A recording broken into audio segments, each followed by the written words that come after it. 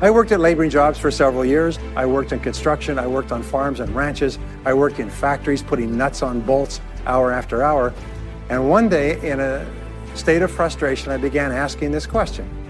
Why is it that some people are more successful than others? Now, in the Bible, there's a line that says, "Seek and ye shall find, for all who seek, findeth. Ask and the door will be open." So I began asking other successful people, what are you doing differently from me? And they told me, and I did it, and I got better results. I got into sales when I could no longer get a laboring job. And in sales, I noticed that one of the guys in my company was making 10 times as much as anybody else. And he was selling the same product out of the same office at the same price to the same people under the same conditions. And he was making 10 times as much as anybody else. So I went and asked him, what are you doing differently from me? And he told me, and I did it. What I discovered, which changed my life, is I discovered the law of cause and effect. The law of cause and effect, sowing and reaping, action and reaction, is the great universal or iron law of the universe. What it says is that everything happens for a reason, is that there are no causeless effects, is that even if we don't know what is causing the effect, we trace it back. It's the basis of the scientific process, of all medical research, of all marketing, of all business, is if you can define an effect that you want, you can trace it back and find somebody who at one time did not have that effect, and then find out what they did, and then do the same things, and you eventually get the same results. We say that success is not an accident. Failure is not an accident. Success leaves tracks. So if you just follow the tracks of other successful people, no matter where you're starting from, you eventually get to the same place that they get. The two most important things we need to have to be happy and healthy is a sense of control, a feeling that we are in control of our lives, that things are happening for a reason, and a sense of coherence, a feeling that things fit together. Well, when I realized the law of cause and effect explained everything, I thought, wow. So in sales, I went to the top of my sales force. I read and I learned, attended courses, and especially I applied what I learned. And then when I got into sales management, I again read the books and took the courses and asked for advice. And when I got into real estate and importation and development and manufacturing and distribution and a whole series of businesses over the years, the first thing I did is I asked, how does it work? How do people succeed in this field? And then I buried myself and immersed myself. I spent hours and hours and hours studying, and then I did what the most successful people did. We say that nature is neutral. In other words, nature doesn't care who you are. It doesn't care if you're tall or short or male or female or black or white, educated or uneducated. Nature doesn't care. All that nature cares is that you do what successful people do. It's like making a recipe. Nature doesn't care if you follow a recipe. If you follow the recipe exactly, you get the dish. Nature doesn't care who's doing it. And that's the wonderful thing about our society. It's basically like justice. It's blind, is nature doesn't care. In fact, there are a lot of people who are not as smart and not as talented as you who are doing vastly better than you, not because they're better, but because they're just following proven success methods. There's nothing that will make you madder than to see somebody who's dumber than you, who's making more money than you. So what we do is we use proven success methods. We just find out what they are and we do them over and over again. Quick point, nothing works the first time, okay? Please understand that, nothing works the first time. What is the average number of times that a person tries with a new goal before they give up? Can you guess? Well, the average is less than one, because most people give up before they try even once. They say, that's a great goal, I'd love to be financially independent, and then they give up. They don't even try. They say, but I couldn't because of this and because of that, and so on. And then they move away to a wonderful place called Someday I'll. You ever heard of Someday I'll? Someday I'll start saving money. Someday I'll get out of debt. Someday I'll lose weight. Someday I'll start a business. Someday I'll get serious about my finances. And most people live on Someday I'll. Your job and my job is to vote yourself off the island, right? And we start taking control of our lives.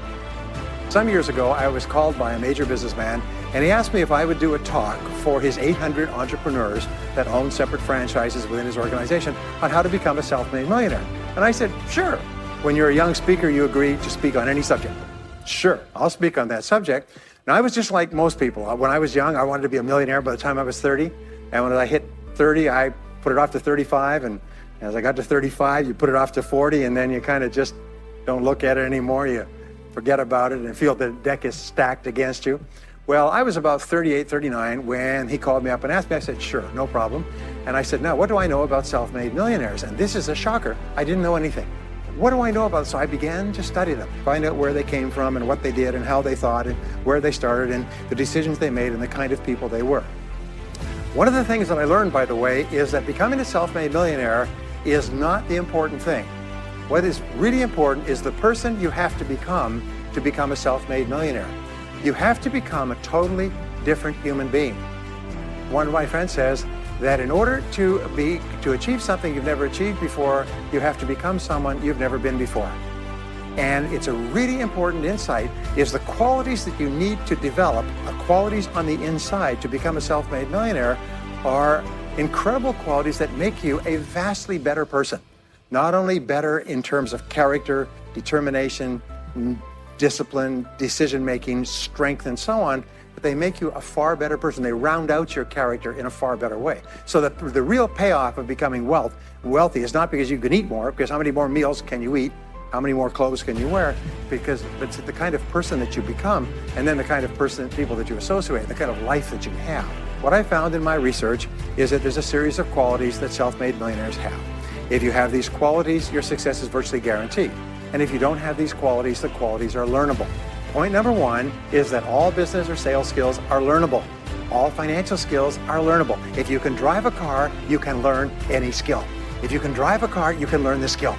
Now, number two is you're probably only one skill away from doubling your income right now. You're probably only one skill away from setting yourself on the road to becoming a self-made millionaire. That turns out to be the case for almost everyone. And if you don't know what that skill is, maybe over the course of the time we spend together, it'll jump out at you. But whatever it is, you've got to find it out and go to work on it because it is learnable. It's a learnable skill. People say, well, I've never been very good with money. Well, get over it. Fact of the matter is, you can learn what you need to learn to achieve anything that you want to achieve. Give yourself a score of 1 to 10, and if you are weak on one of these, it can be enough to hold you back. If you're strong on all of these, then there's no limit to what you can accomplish. The first is to dream big dreams. Dream big dreams. Practice what is called back from the future thinking and project forward. Develop a vision of yourself as happy, healthy, wealthy, thin. Practice what top people practice, which is what is called idealization. You project forward several years and that you imagine that your life is perfect in every way. Imagine that you have no limitations. Imagine that you have all the time and all the money and all the friends and all the contacts and all the education, all the experience, and that you could be or have or do anything you want in life. If you could, what would it be? If your life were perfect in 5 years, what would it look like? How much would you be earning? How much would you be worth? What kind of a family life would you have? What kind of health would you have? What kind of car would you be driving? What would your life be like if you could wave a magic wand and make it perfect in every way? Now, what we have found is this is the starting point of great riches, and it's the starting point of great success in life, is for you to have a dream or a vision of a wonderful future. Here's an exercise that we give people in our audiences, is take a sheet of paper and make up what is called a dream list. Now imagine this is kind of like a kid's Christmas list, and that it just allows you to just run wild and just write down everything that you could think of that you could possibly want. I had a friend who I taught this to, and he got so excited about it, he bought a spiral notebook, and he began writing. And he'd go through the newspaper, and every single thing he saw in the newspaper that was nice, he wrote it down as goal. He ended up, first time through, with 330 goals. By the end of the month, he had 500 things that he wanted. The interesting thing was that his life exploded. He activated the law of attraction, and he began to attract into his life people, circumstances, ideas, resources, insights that began to move him toward the accomplishment of the goals and began to move the goals toward him. Number two is to do what you love to do. Whenever you find people who are really successful in life, they're people who do what they love to do. They love their work. The great rule for success in life is to find something that you love to do and then find a way to make a living doing it. Now, when you find what you love to do, it'll be something that gives you energy, it motivates you, it enthuses you. It's probably something that you were meant to do from the time you were born. And when you ask self-made millionaires, what sort of work do you do? They'll often say, I've never worked a day in my life. I just do what I like to do. Number three is commit to excellence. Now, this is really, really important, and I had a hard time with this as a young man because I was never good at anything. I was never picked for any team, and if I was picked, I was the first person cut. I got lousy grades in every class. I got fired from multiple jobs. I even got fired from a job pumping gas once. Can you imagine that? Being fired for pumping gas because you're no good. They came out and said, you're no good at pumping gas. I got fired. I went from job to job, And then I discovered that all people who are successful are excellent at what they do. You know the old question they asked Willie Sutton, the bank robber, why do you rob banks? He said, well, that's where the money is. Well, being in the top 10% is where the money is. So what you have to do is you have to pay any price and make any sacrifice to get into the top 10% in your field. Now, here's the good news. If you're doing what you love to do, you will want to be in the top 10% in your field. If you don't want to be excellent at what you're doing, it means you're in the wrong field. It just means that you're marking time, you're treading water. And there's a lot of people who are in their field and they do their job and they go home at night, they don't think about their work and so on. And this kind of an attitude means that you have no future. You have a very shaky present. That crackling sound you hear is the ice breaking under your feet, okay? And you have no future, because if you're not doing what you love to do and throwing your whole heart into it, you're just marking time. But everybody is designed so that there is something that you love to do that you can do well. And the fact that you love it means that you probably have the ability to excel at it. So make this decision to get into the top 10%. And let me tell you what changed my life. Here I was struggling in my late 20s, and I learned this. It was a breakthrough thought, is that everybody's in the top 10% started in the bottom 10%. Everybody who's doing well was once doing poorly. Everybody who is at the top of your field today was once not even in your field at all and didn't even know it existed.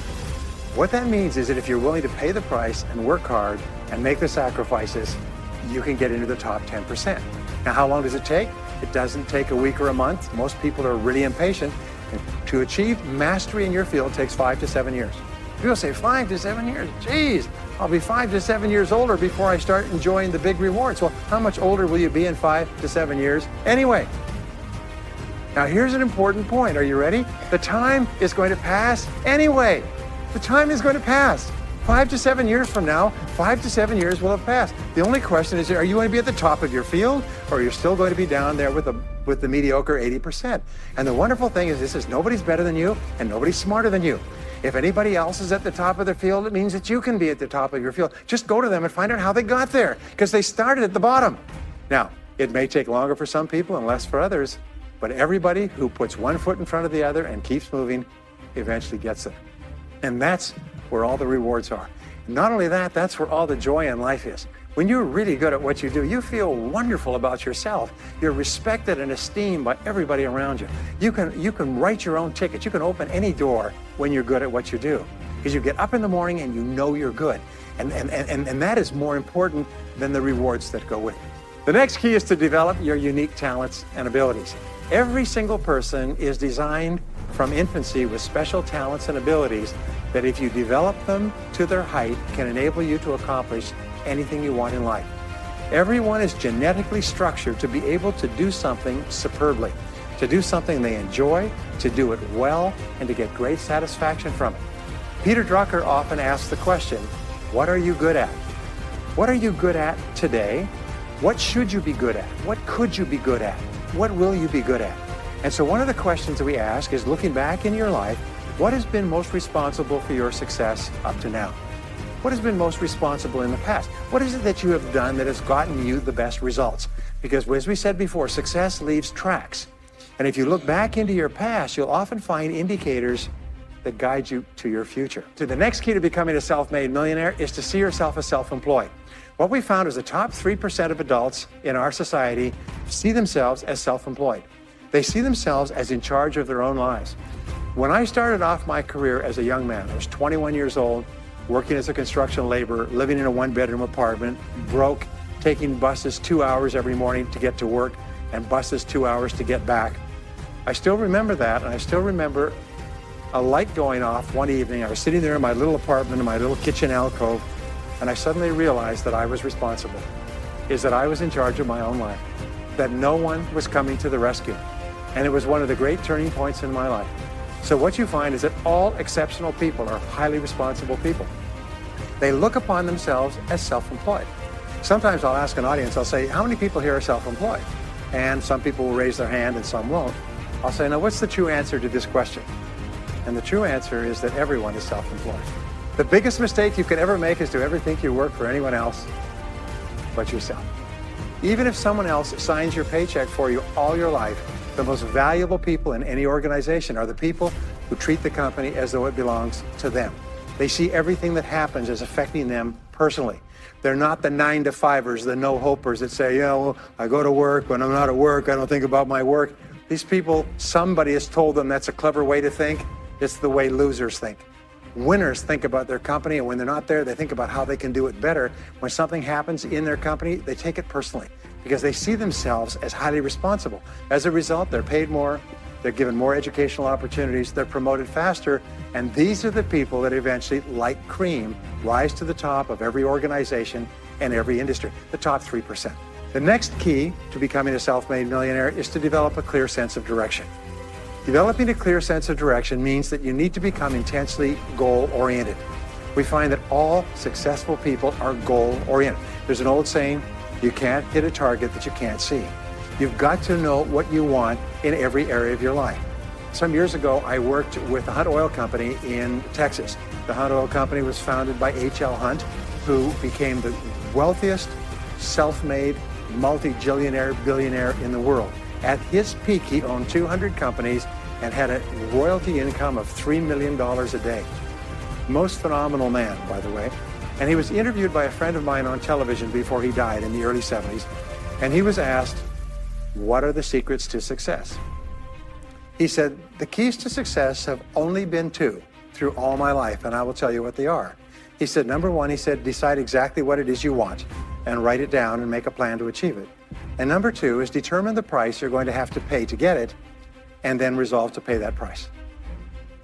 Now, where the law of sowing and reaping cause and effect, I learned an additional point to that. I learned that your current life today is the result of the price you've sown up to now. Is whatever you've put in, you get out. So whatever you're getting out today is a result of what you've put in. If you don't like what you're getting out, what you have to do is you have to put in something different. What I found is that life is always just in the long run. So therefore, life says this, is there's a price you have to pay, and there's two qualities. First of all, you have to pay the price in full for your success of study, preparation, hard work, and so on. And second of all, you have to pay the price in advance.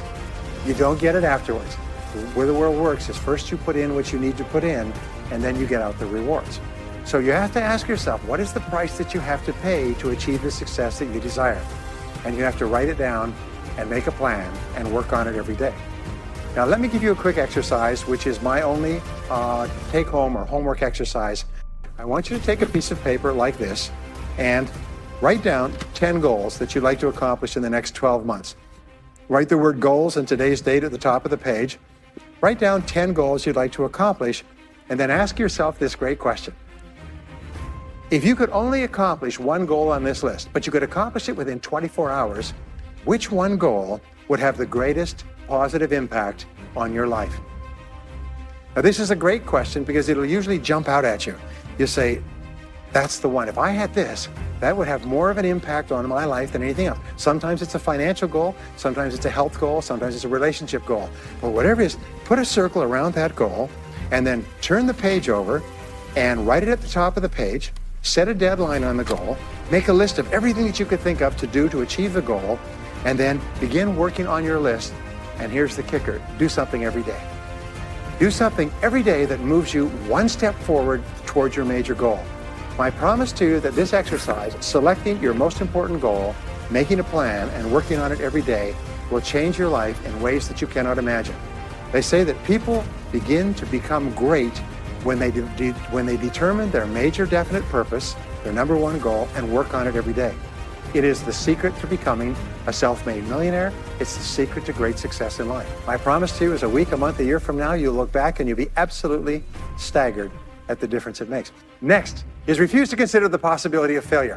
It's the most amazing darn thing is that the fear of failure is the greatest single obstacle to success in adult life. And it's not failure itself, because each one of you is a professional failure.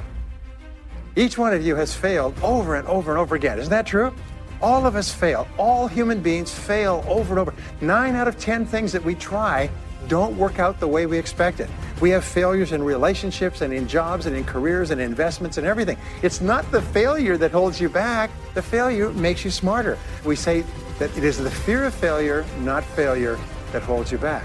And the way that you overcome failure is you never consider the possibility of failure. The rule is this, is there's no such thing as failure, there's only feedback. Is when you try something that doesn't work, you get feedback, not failure. And recognize that most things you try aren't going to work the first few times. So what you do is you say, oh, that's an interesting bit of feedback. And you pick yourself up and you move forward and you have more feedback and you move forward.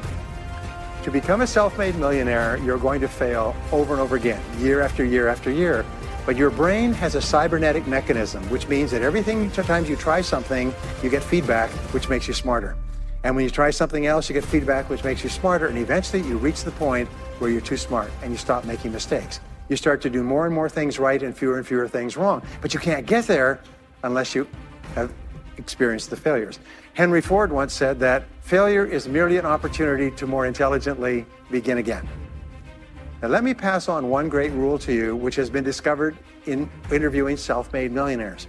Self-made millionaires look into every failure for something good. They say there's got to be something good in this that I can benefit from, and surprise, surprise, they always find it. Second is self-made millionaires always seek the valuable lesson in every setback or obstacle or temporary failure, and they always find the lesson. Now, what do failures do? Failures whine and cry and think about what they've lost and blame their problems on someone else. Successful people say, what can I learn from this that will make me smarter next time? And my promise to you, those who seek find, is that if you go looking for a valuable lesson in the biggest problem that you're facing today, you'll always find the lesson. Here's another possibility. Your biggest problem today could be the biggest gift that you have ever received, because it may contain within it the lesson that will make you successful. If you stop thinking about what happened and who's to blame, and you start looking for the gift within your problem, sometimes it can transform your life. The next key is to dedicate yourself to lifelong learning. Now, what takes you from rags to riches is personal development, personal and professional development. In the 21st century, as Peter Drucker says, knowledge and skill are the keys to the 21st century. And the only thing that will be relevant, the only skill that will be relevant in the 21st century is the ability to learn new skills, because virtually everything you know is becoming obsolete at a rapid rate. Stephen Covey says that your current knowledge base has a half-life of 2 years, which means that half of everything you know will be irrelevant within 2 years. And 2 years from now, half more. So if you're not continually learning and upgrading your knowledge and skills, you're not staying in the same place. As Pat Riley says, the basketball coach says, if you're not getting better, you're getting worse. If you're not constantly learning, you're actually falling behind. So here are the 3 keys to continuous learning. Number 1 is read in your field 30 to 60 minutes each day. I've had people tell me, countless people over the years, that reading an hour a day has doubled and tripled their income within a year. The second thing you do is take every course that you possibly can. The courses and seminars that are available to you in your field that are given by professionals that are courses that have been developed over years and years and years. They have been tested and tested and tested. The person who is talking to you for several hours has spent thousands of hours learning their subject. They have dry tested this or done test runs with thousands of other people. When you take a course, you can learn enough information in 1 or 2 days, more than you could learn in 2 or 3 years or maybe even a lifetime, all distilled and put together. People say, I can't afford a course. You cannot afford not to buy books. You can't afford not to go to courses. The third way that you can upgrade your skills is listen to audio programs in your car. The average driver drives 500 to 1,000 hours a year, 25 to 50,000 miles. If you listen to audio programs in your car, according to the University of Southern California, you will get the equivalent of almost full-time university attendance just listening to learning material as you drive around. It can totally and profoundly change your life. Very, very important. Here's an interesting point. The more you commit yourself to becoming the best person you can be, the more you like yourself and respect yourself, the more energy you have, the bigger goals you set for yourself, the more you persist. When you invest in yourself and you read and learn and upgrade your skills, you're telling yourself, wow, I am a person with a great future, and it's up to me to maximize my potential. And your self-esteem goes up, your self-respect goes up, your sense of personal pride goes up, and you started to get promoted more and paid more in every part of your life. Well, the next is to develop a workaholic mentality. In our society today, you have all these people talking about take it easy, have balance in your life, relax, lean back, have fun at work, happy, get along with your coworkers. This is loser talk. Loser, loser, loser. Now, there's a time in your life when you can back off, all right? You can take it easy. But that's when you've made it, not before you've made it. Because before you've made it, you're in a competition with hundreds of thousands of millions of other people like at the Olympics who also want to make it. And in order for you to win, you are going to have to work harder and work better and work smarter than they do. So the rule is to develop a workaholic mentality. What does this mean? It means that you start a little earlier, you work a little harder, and you stay a little later. Use what I call the 40-plus formula. The 40-plus formula says that working 40 hours a week gets you survival, and that's all. You work 40 hours a week, you survive. You make no progress. You don't go ahead. You just barely hang on. Every hour that you invest in your work or yourself over 40 is an investment in your future. So you can tell what your future is going to be with unerring accuracy by looking at how many hours over 40 you put in. Now, how many hours does the average self-made millionaire in America work until he passes the $1 million mark? 59. Some of them work 70, 80, 90. The average is 59 hours. How much does the average top executive work? 59 hours. So that's rule number one, is the hours you put in over 40. If people say, well, my office is locked and I can't get in more than 40 hours a week, then good. Then spend the rest of the time investing in yourself, getting better at your work when you do it. Now, here's my second principle, and this principle changes your life. It is this, is work all the time you work. When you work, work, don't play. Fully 50% of working time today is wasted, and it's wasted in idle conversation, personal business, family phone calls, surfing the internet, reading the newspaper, drinking coffee, long lunchtimes, coming in late and leaving early. And then the other 50%, you're scrambling because you're behind because you wasted so much time fooling around. Now you start to work and you don't work on high priority tasks to try to get rid of all the little stuff. So what happens is the big tasks begin to build up like an avalanche overhang, and they cause enormous stress. And you go home at night and you're thinking about this job, I've got to get this project finished, but I can't discipline myself to stop talking to my coworkers. Every time one of them comes in, I like automatic, like a conditioned response, it's blah, blah time. Chatter, chatter, chatter, chatter, chatter, chatter, chatter, chatter. No, what you have to do is work all the time you work. If someone comes in and says, hey, you've got a minute to talk, you say, yes, but not now. Why don't we talk after work? Meanwhile, I've got to get back to work. I'll tell you what, why don't you go down the hall and ruin his career? But don't stand here and ruin mine. It's really important. Next key is to get around the right people.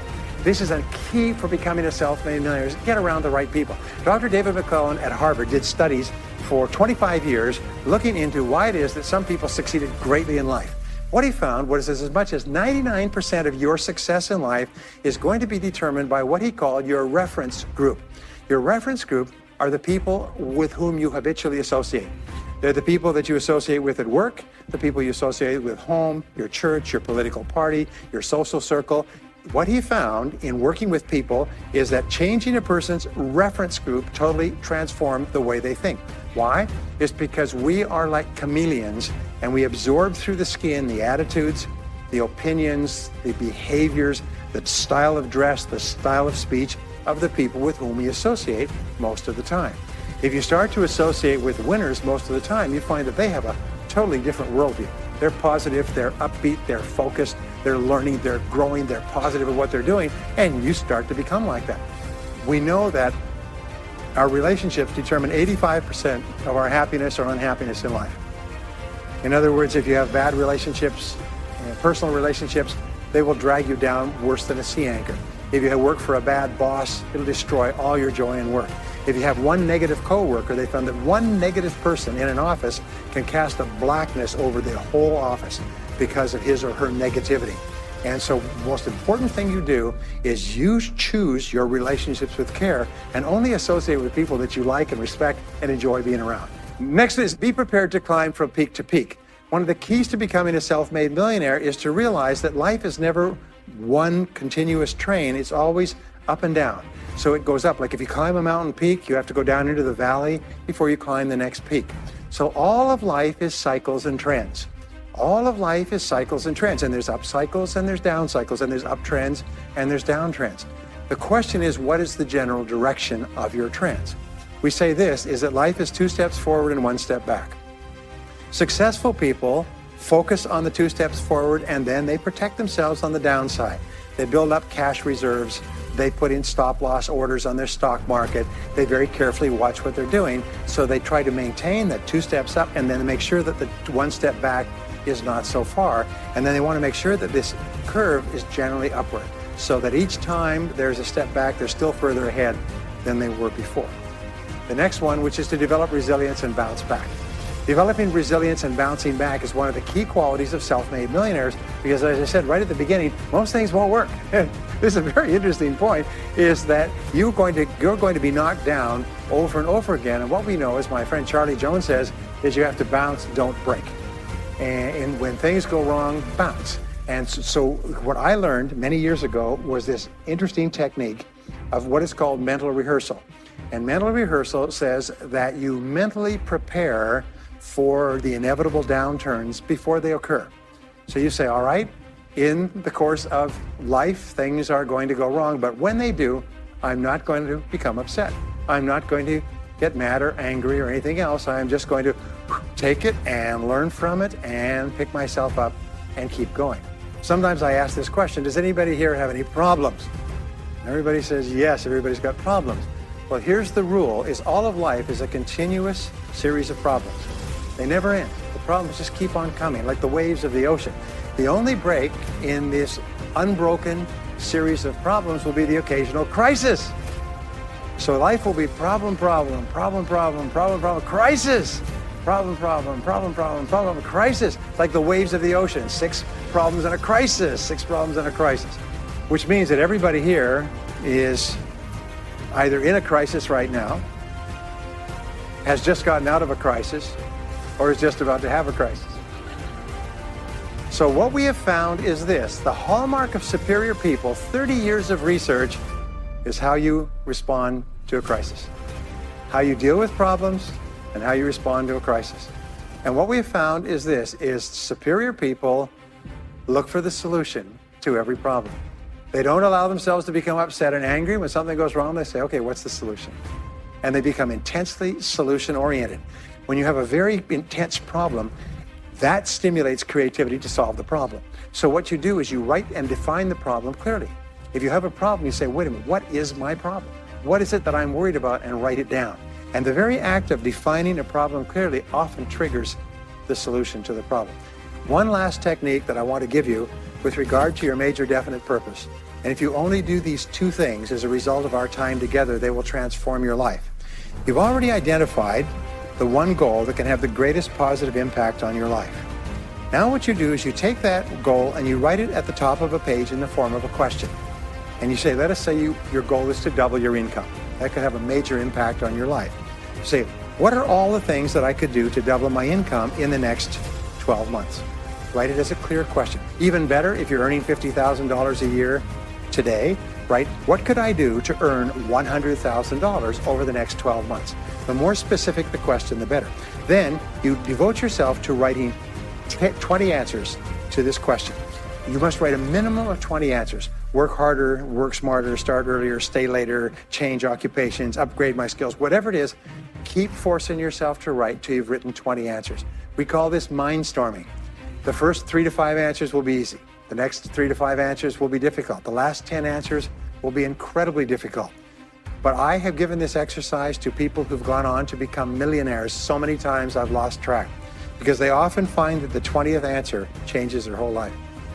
And if you've ever done this once, it's absolutely staggering. More people have become millionaires with this simple idea of mindstorming, what I call the 20 idea method, than any other single method of creative thinking ever discovered. Once you've got your 20 answers, pick one answer and take action on it immediately. Once you've got, it doesn't matter what it is, just take one answer and take action on it, and that will keep you thinking and acting creatively all day long. The key to becoming a self-made millionaire is to become an unshakable optimist. Unshakable optimist means that you think and talk about what you want most of the time.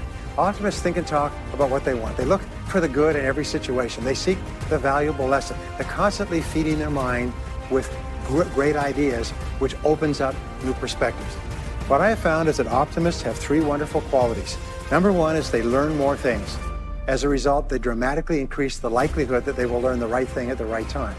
Number 2 is they try more things, which dramatically increases the likelihood that they'll try the right thing at the right time. And number 3 is they persist. They never give up. Optimists make a decision that once they've decided they're going to become wealthy, they just never stop until they achieve that goal. Now, will they have many setbacks and obstacles and difficulties? Do you know that almost everybody succeeds in a different direction from what they originally intended or from what they originally thought? But they just keep going. Almost like a football player running down the field, running, blocking, changing, moving back, forward, continually, but never loses sight of the goal. So optimists learn more things, try more things, and persist longer. Second to the last quality is that they develop the qualities of courage and persistence. I said before, the biggest single obstacle to success is the fear of failure. The antidote to the fear of failure is the habit of courage. And what we know is that you need two types of courage to succeed. The first type of courage is the courage to begin. It's the courage to launch with no guarantees of success. Someone once said that if all obstacles must first be removed, nothing will ever get done. So successful people are willing to think, plan, make decisions, and then take action with no guarantees. We say leap and the net will appear. Take action with no guarantees and then learn. The second part of courage is the courage to endure. It's the courage to persist. It's the courage to keep on keeping on. It's to make the decision in advance that you will never give up. No matter what happens, you will never give up. You will get knocked down over and over again, but you'll never give up. And the interesting thing is, if you make that decision in advance, you'll find yourself continually bouncing back. So courage means the courage to begin and the courage to endure. And the final quality of self-made millionaires, and Napoleon Hill called this the master key to riches. After studying 500 of the richest people in American history, he said it's the quality of self-discipline. It's the ability to make yourself do what you should do, when you should do it, whether you feel like it or not. The quality of self-discipline is the quality that will make you a big success. It's the ability to force yourself to do what you know you should do. And here is the wonderful discovery. This persistence is self-discipline in action. Every time you persist, you build your self-discipline. Every time you practice self-discipline, you build your ability to persist. And the two of them are tied into your self-esteem. So the more you persist, the more you like yourself. And the more you like yourself, the more discipline you have. And the more discipline you have in practice, the more you like yourself. As a result, the more you persist. And eventually you get onto an upward spiral where you become absolutely unstoppable.